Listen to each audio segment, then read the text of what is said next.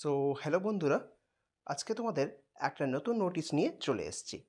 ব্যাংকের ব্যাংকের অ্যাপ্রেন্টিস নেওয়া হচ্ছে।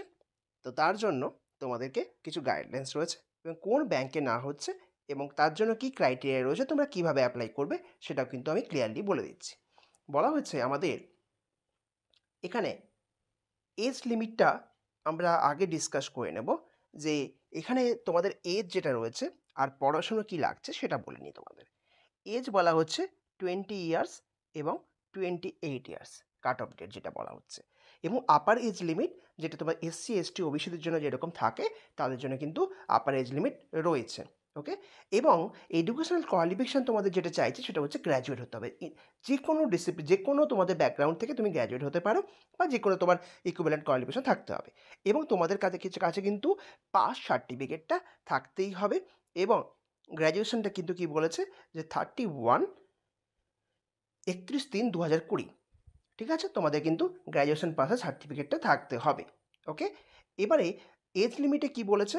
এজ লিমিটে বলেছে শিডিউল কাস্ট যারা রয়েছে তাদের 5 ইয়ার্স তোমাদের ওখানে ছাড় রয়েছে, এবং ওবিসি যাদের রয়েছে তাদের জন্য 3 ইয়ার্স, আর বাকিদের তোমাদের এখানে বলা রয়েছে এক করে। ওকে, এবং ইডাব্লিউএস এর ক্ষেত্রে কিন্তু যে এজ যেটা রয়েছে এখানে কি বলেছে যে ম্যাক্সিমাম এজ যেটা স্পেসিফাই করা হয়েছে সেটা কিন্তু অ্যাপ্লিকেবল ইডাব্লিউএস এর ক্ষেত্রে। ওকে, এবারে তোমাদের কিভাবে কি এখানে নিয়ম রয়েছে, কি রয়েছে সেটা কিন্তু আমি এখানে ক্লিয়ার করে একটু বলে দিতে চাইছি। ঠিক আছে, তোমরা যারা দেখছো আমার ভিডিওটা তারা একটু লাইক করে দিও এবং শেয়ার করে সাবস্ক্রাইব করে নিও। ঠিক আছে, এটা কিন্তু তোমাদের ক্ষেত্রে খুবই দরকার হবে। তাহলে সিলেকশন প্রসেস কীভাবে হবে? দেখো, প্রথমে তোমাদের করতে হবে কি, যে রেজিস্ট্রেশন করতে হবে। তোমাদেরকে প্রথমে অ্যাপ্রেন্টিসশিপ যে পোর্টাল রয়েছে সেখানে তোমাদেরকে কী করতে হবে, তোমাদের রেজিস্টার করতে হবে, এবং রেজিস্টার করে তারপরে কিন্তু তুমি কি করতে পারবে, এবং ব্যাংকে তুমি অ্যাপ্লাই করার আগে তোমাকে কিন্তু কাজটা করে নিতে হবে। এবং এখানে কিন্তু 100% তোমাদের কমপ্লিট হতে হবে, প্রোফাইলটাকে কিন্তু 100% কমপ্লিট হতে হবে। বুঝে গেছে? ব্যাস, এটাই হচ্ছে তোমাদের কাজ। এবারে এখানে কি প্রসেস রয়েছে, সিলেকশন কীভাবে হবে, সিলেকশনের জন্য বলে দিয়েছে যে যে এনগেজমেন্টটা হবে এখানে কিন্তু তোমার অনলাইন কিন্তু রুটিন এক্সামিনেশন রয়েছে, এবং তার জন্য কী কী রয়েছে, যেমন দেখো রিজনিং করতে হবে তোমার এখানে, এবং অ্যাপটিটিউড রয়েছে, আর কম্পিউটার নলেজ রয়েছে, জেনারেল ইংলিশ থাকবে, এবং ফিনান্সিয়াল অ্যাওয়ারনেস থাকবে। এগুলো আমি এক করে বলে দেবো, আমি ভিডিও কিন্তু দিয়ে দেবো তোমাদেরকে, চ্যানেলে তুমি ভিডিওগুলো পাবে। সো এখানে ভয় পাওয়ার কিছুই নেই। এবং এখানে কিন্তু নেগেটিভ মার্কিং কিন্তু রয়েছে, 1/4 কিন্তু এখানে তোমার নেগেটিভ মার্কিং থাকবে। তো এবারে মেরিট লিস্ট প্রকাশ হবে, যেভাবে প্রকাশ হয়ে থাকে এদের সেই রুল থাকবে এখানে। আর তোমাদের কত কী স্যালারি কী ব্যাপার রয়েছে, স্টাইপেন্ড তোমাদের দেওয়া হবে। এটা কিন্তু 12 মান্থসের ওজিটি, অন জব ট্রেনিং।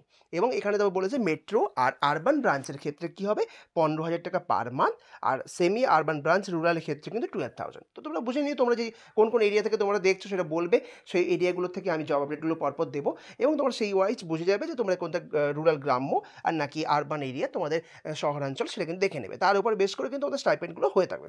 এবার এটা কোথায় নিচ্ছে আমি সেটাকে বলে দিই এবারে, কারণ তোমরা এতক্ষণ দেখলে যেহেতু, তো তোমাদের এখানে হচ্ছে ইন্ডিয়ান ব্যাংক তরফে কিন্তু এই নোটিশটা জারি করেছে, ইন্ডিয়ান ব্যাংকে। এবং এখানে কিন্তু ভ্যাকেন্সি প্রচুর রয়েছে, 1,500 ভ্যাকেন্সি রয়েছে, দেখতে পাচ্ছ।